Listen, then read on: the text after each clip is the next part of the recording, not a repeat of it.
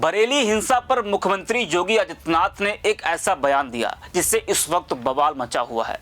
पहले शिवपाल यादव ने कहा कि हमने सीएम पीएम तो बहुत देखे, लेकिन ऐसी भाषा वाला मुख्यमंत्री हमने नहीं देखा। जी हां, वहीं अब पूर्व आईपीएस ने भी राज्यपाल को पत्र लिखकर योगी आदित्यनाथ की शिकायत की है। पत्र में क्या कुछ लिखा है इस वीडियो में आपको हम बताएंगे। नमस्कार, 4PM पर आप सभी का स्वागत है। दोस्तों, बरेली में आई लव मोहम्मद को लेकर हुए बवाल पर इस वक्त घमासान मचा हुआ है। बरेली में पुलिस की सख्ती, लाठीचार्ज और कई गिरफ्तारियां। वहीं मौलाना तौकीर रजा की भी गिरफ्तारी हुई, जिसके बाद ये मामला और गरमाया हुआ है। सूबे के मुख्यमंत्री योगी आदित्यनाथ के एक बयान ने इस विवाद को और ज्यादा गरमा दिया है। उनका यह कहना कि जो उपद्रव करेगा उसका जहन्नुम का टिकट कटवा कर दे दिया जाएगा, ग़ज़वाए हिंद नहीं होगा। जैसे तीखे शब्दों ने न सिर्फ विपक्ष को हमलावर बना दिया है, बल्कि सवाल ये उठ रहे हैं, क्या सत्ता की भाषा अब धमकी बन गई है? क्या मुख्यमंत्री का यह लहजा संवैधानिक मर्यादाओं के अनुरूप है? जी हां, योगी आदित्यनाथ की भाषा पर सपा नेता शिवपाल यादव ने भी सवाल उठाया था कि पीएम सीएम तो बहुत देखे, लेकिन ऐसी भाषा वाला मुख्यमंत्री नहीं देखा। वहीं अब पूर्व आईपीएस अमिताभ ठाकुर ने भी बरेली हिंसा के बाद मुख्यमंत्री योगी आदित्यनाथ की भाषा को लेकर, जी हां, योगी जी के घर में निकालने, जहन्नुम में पहुंचा देंगे बयान पर राज्यपाल को पत्र लिखकर पद से हटाने की मांग की है। उनकी इस मांग से यूपी की सियासत गरमा गई है। आपको बता दें कि विपक्षी नेताओं ने कई बार मुख्यमंत्री पर हमला बोला, लेकिन पूर्व आईपीएस ने तो राज्यपाल को पत्र लिखा है और योगी जी को पद से हटाने की मांग की है। क्या कुछ कहा है पूर्व आईपीएस ने, जरा आप भी सुनिए।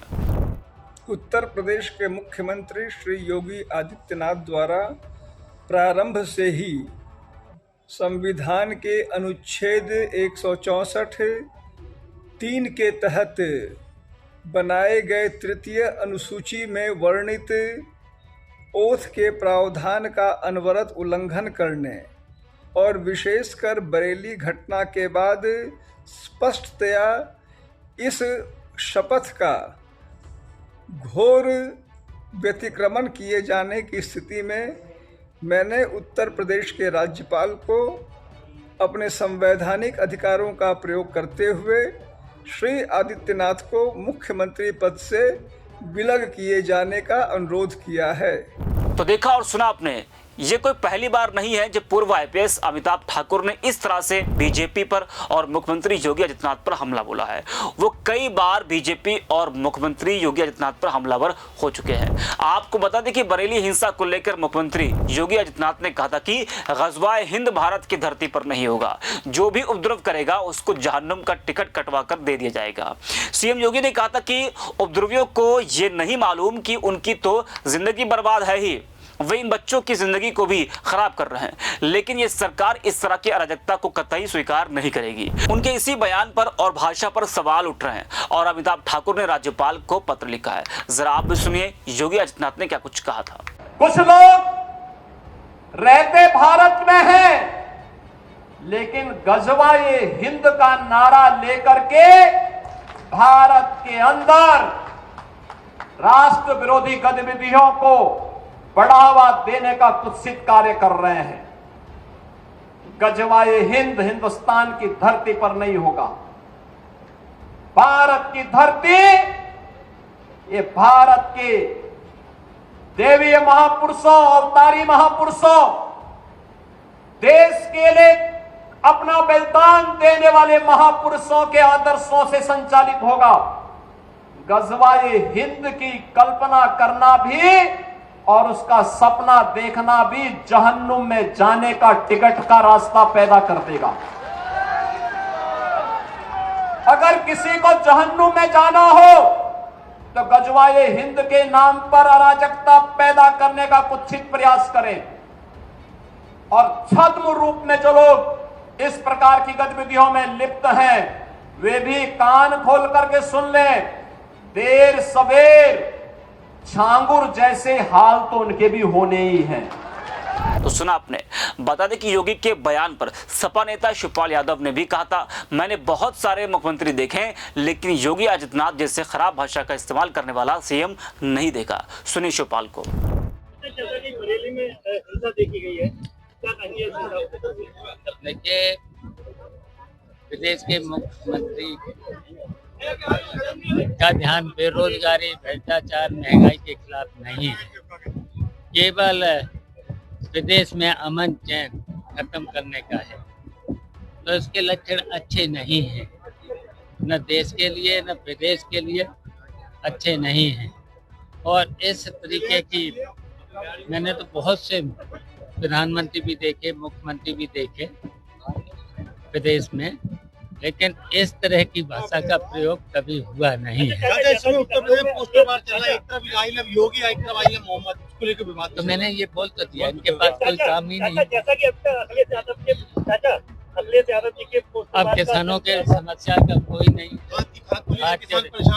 वही तो बता रहे, खाद क्या दिक्कत, महंगाई, बेरोजगारी, भ्रष्टाचार का ध्यान नहीं, नहीं मिल रही है।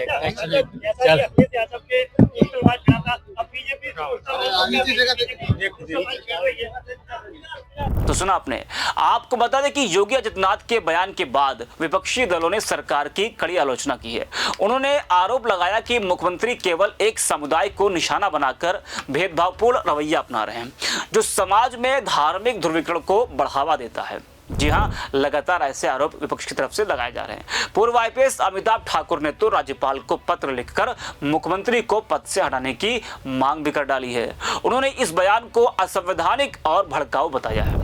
वहीं बरेली हिंसा को लेकर कांग्रेस सांसद इमरान मसूद और दानिश अली का भी बड़ा बयान सामने आया है। खबर है कि उनको पुलिस ने हाउस अरेस्ट किया है। इमरान मसूद ने कहा कि योगी की पुलिस उनको बरेली नहीं जाने दे रही है। मीडिया रिपोर्ट के मुताबिक कांग्रेस सांसद इमरान मसूद को सहारनपुर और पूर्व सांसद दानिश अली को अमरोहा में नजरबंद किया गया है। दोनों नेताओं को बरेली जाते वक्त हाउस अरेस्ट किया गया है। जमीनी हालात का जायजा लेने के लिए कांग्रेस के नेता बरेली जा रहे थे, लेकिन सुरक्षा चिंताओं और मौजूदा कानून व्यवस्था का हवाला देते हुए स्थानीय अधिकारियों ने उन्हें सहारनपुर छोड़ने से रोक दिया और नजरबंद कर दिया है। जरा आप भी सुनिए इमरान मसूद ने क्या कुछ कहा है। लोकतंत्र का मजाक बन रहा है। मतलब वहां से लगातार फोन आ रहे थे कि बहुत सारे लोगों को जिनका वास्ता मतलब नहीं और उसके अंदर परेशान किया जा रहा है। मस्जिद में नमाज हो रही, नमाज के अंदर अगर वो नमाज पढ़ रहे थे, नमाज पढ़कर निकल रहे थे, तो वो किसी चीज में शामिल नहीं थे, उनको भी नाम 3800 लोगों के बता रहे हैं कि नाम रखे गए। तो उसी संबंध में मैं डीआईजी साहब से और एडीजी साहब से मिलना चाहता था और जाना चाहता था, फिर उन्होंने जाने नहीं दिया, रोक दिया सब। ये कब जाना था, कब पहुंचना था, क्या कुछ? मुझे तो ट्रेन से जाना था। मैं तो दो ही लोग जा रहे थे, मैं और शाहनवाज साहब दो ही लोग थे, और ट्रेन से जाना था और वापस आ जाते। अब इन्होंने रोक दिया। तो आगे क्या रणनीति क्या है? देखिए, जो मैं तो अपील करता हूँ शांति के लिए, और जो कुछ हो रहा है वो ठीक नहीं है। क्योंकि मैं खास तौर से मुसलमानों से कहना चाहता हूँ कि मुसलमानों को इस चीज का ध्यान रखना चाहिए कि मुसलमान को टारगेट कर करके देश में नफरत का माहौल बनाया जाता है। सरकार अपने फेलियर को छुपाने के लिए आपके ऊपर लाठी, डंडा, गोली चला करके मुद्दों से ध्यान हटा देती है, और आपको ये बात को समझना चाहिए। आप सल्लल्लाहु अलैहि वसल्लम की मोहब्बत पोस्टर के दिखाने से नहीं होगी। आपका मुसलमान होना इस बात की गारंटी है कि आपके दिल में मोहब्बत है, तो उसको आप प्रदर्शित करने की जरूरत नहीं है। उलेमा इकराम को भी आगे आकर इन चीज़ों को रोकने के लिए बोलना चाहिए कि हम उस नफरती एजेंडे का हिस्सा ना बने जिसके अंदर हमारे बच्चों को टारगेट कर करके ये सब काम किया जाता है। तो सुना आपने, लोकतंत्र में विपक्ष को घटनास्थल पर जाकर पीड़ितों से मिलने, उनकी बात सुनने और सवाल पूछने का संवैधानिक अधिकार होता है। इमरान मसूद को बरेली न जाने देना, उन्हें घर में नजरबंद करना, क्या यह लोकतंत्र में विपक्ष की भूमिका को दबाने का प्रयास नहीं है?